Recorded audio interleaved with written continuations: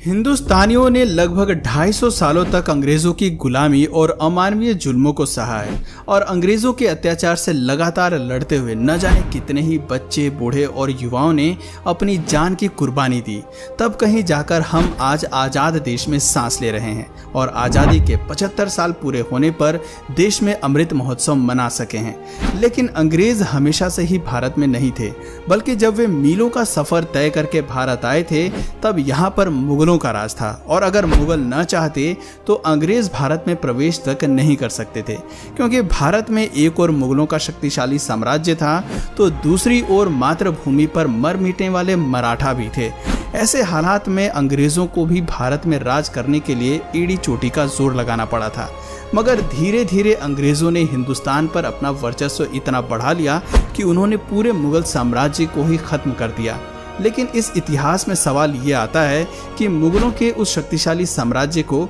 आखिर अंग्रेजों ने किस तरह खत्म किया होगा। आज के इस वीडियो में हम आपको वही दास्तान सुनाने वाले हैं। तो इसी बात पर चलिए शुरू करते हैं इतिहास के एक और नए अध्याय को।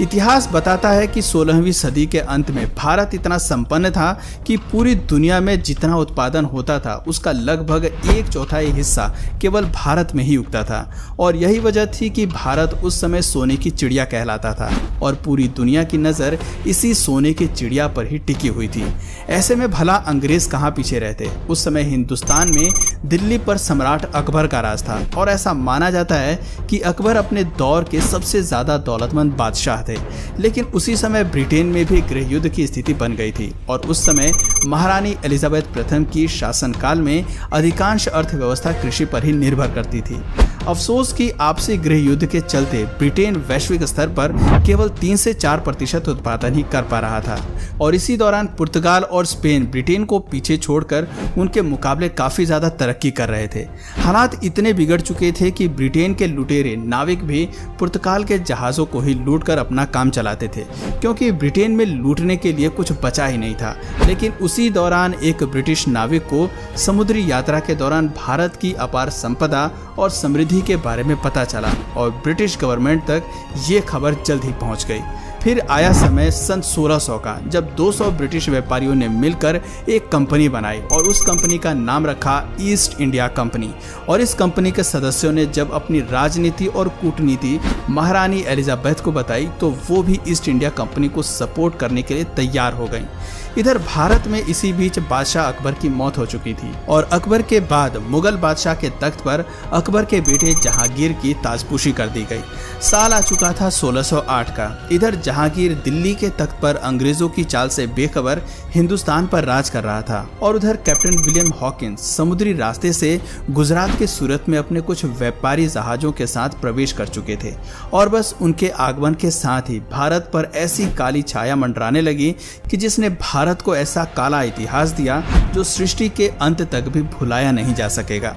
अंग्रेजों ने भारत में आते ही ईस्ट इंडिया कंपनी स्थापित करने की घोषणा कर दी और अपने इसी प्रस्ताव के साथ काफी बेशकीमती उपहारों को लेकर कैप्टन विलियम हॉकिंस अपने कुछ साथियों के साथ जहांगीर के दरबार में पहुंचे। बादशाह जहांगीर उस समय तो डच और पुर्तगालियों के दबाव के कारण इस प्रस्ताव को ठुकरा देते हैं, पर अंग्रेज भी कहां पीछे रहने वाले थे। वो लगातार इस व्यापारिक समझौते के साथ नई नई प्रॉफिटेबल डील्स जोड़ते हुए बार बार जहांगीर के पास जाते रहे और अंततः कुछ समय बाद ही जहांगीर ने इस प्रस्ताव पर हस्ताक्षर करके अंग्रेजों को व्यापार करने की मंजूरी दे दी। और ये मंजूरी मिलते ही अंग्रेजों ने पटना, सूरत, मुंबई और चेन्नई में अपनी फैक्ट्रियों को स्थापित करके व्यापार करना शुरू कर दिया। शुरुआत में तो इस कंपनी ने यहाँ के लोगों को रोजगार दिया और बदले में उन्हें अच्छी तनख्वाह भी दी, जिस वजह से हिंदुस्तानी ईस्ट इंडिया कंपनी से काफी प्रभावित हुए और कई हिंदुस्तानी व्यापारी भी इन फैक्ट्रियों से जुड़ गए, लेकिन ज्यादा दिनों तक नहीं। पूरे भारत में ईस्ट इंडिया कंपनी का व्यापार बढ़ता ही चला जा रहा था और अपने बढ़ते व्यापार की वजह से अंग्रेजों के मन में इतना ज्यादा लालच बढ़ गया कि उन्होंने भारत की सत्ता पर ही कब्जा करने की योजना बना डाली और इसी उद्देश्य से 1686 में ब्रिटिशों ने मुगलों के खिलाफ जंग छेड़ दी और औरंगजेब से हुई इस जंग में मुगलों ने ब्रिटिशर्स को बुरी तरह से हरा दिया। इस हार से ब्रिटिशर्स को एक बात तो समझ में आ गई थी कि मुगलों को वो जंग लड़कर तो हरा नहीं सकते, लेकिन उन्हें भारत पर कब्जा भी करना था, जिसके लिए उन्होंने वो कूटनीति अपनाई जिसका फायदा वर्षों बाद भी आज तक भारत के धूर्त नेता उठाते हैं और राज करते हैं। और वो कूटनीति थी डिवाइड एंड रूल की, यानी आपस में फूट डालो और इन पर राज करो। जंग में हारने के बाद ब्रिटिशर्स ने औरंगजेब से माफी मांगते हुए ये वादा किया कि वो दोबारा ऐसी गलती कभी नहीं करेंगे, और औरंगजेब ने भी उन पर कुछ जुर्माना लगाते हुए उन्हें माफ कर दिया और अपना व्यापार उसी तरह चालू रखने की आज्ञा भी दे दी।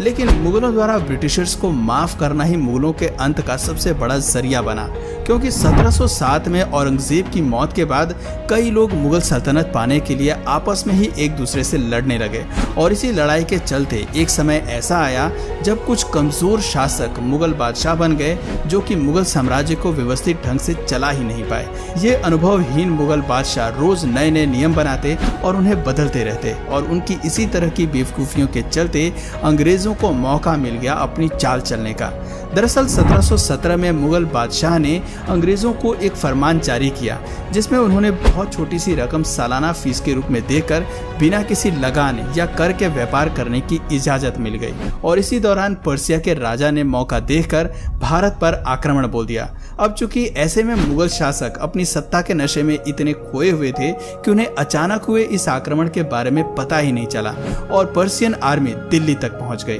और दिल्ली की गद्दी मुगलों के हाथ से लगभग छूट ही गई थी। स्थिति को पूरी तरह बिगड़ते हुए देखकर मुगल बादशाहों ने तकरीबन 2 करोड़ रुपए, जी हाँ, उस दौर में लगभग 2 करोड़ रुपए और कई बेशकीमती हीरे मोती देकर दिल्ली को बचाया। इतनी बड़ी लूट के बाद मुगल पूरी तरह से कमजोर पड़ गए और अंग्रेजों की साजिश भी उन्हें कुछ कुछ समझ में आने लगी। पर अफसोस कि अब वक्त हाथ से फिसलता जा रहा था और उनका साम्राज्य भी।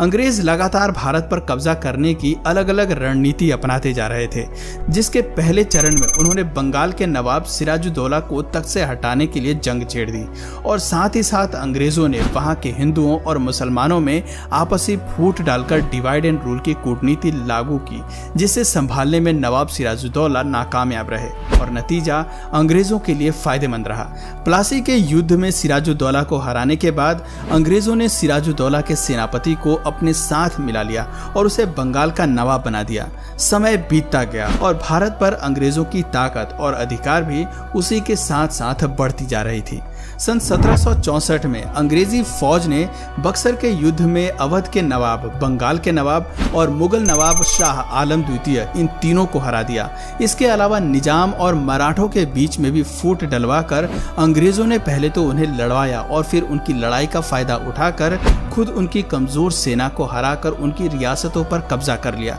और अंग्रेजों ने अपनी इसी रणनीति और कूटनीति को अपनाते हुए 18वीं सदी तक भारत के लगभग हर एक क्षेत्र पर अपना संपूर्ण कब्जा जमा लिया, जिसके बाद उन्होंने व्यापार और अपने अधिकार क्षेत्र की अन्य कई चीजों पर अपनी मनमर्जी के टैक्स लगाकर भी काफी कमाई करी और भारत को अंदर तक लूट लिया। अंग्रेजों को अभी भारत में पूरी तरह से राज करने के लिए कुछ भारतीयों को भी अपने साथ शामिल करना था, और उन्होंने उन बड़े जमींदारों को अपने साथ मिला लिया जिनसे उन्हें आगे चलकर काफी फायदा हो सकता था। यूं तो अंग्रेजों ने भारत में कुछ बहुत अच्छे काम भी किए, जैसे कि एजुकेशन पॉलिसी लागू करना, रोड कंस्ट्रक्शन, रेलवे वगैरह लाना, जिस वजह से कई समाज सुधारक अंग्रेजों से प्रभावित हुए और उनका साथ देने लगे। मगर यही विश्वासघात की वजह थी कि 1857 की स्वतंत्रता क्रांति के दौरान कई बड़े जमींदार और समाज सुधारक अंग्रेजों के साथ हो गए थे, जिसकी वजह से आगे चलकर अंग्रेजों को भारत पर जीत हासिल करने में मदद मिली।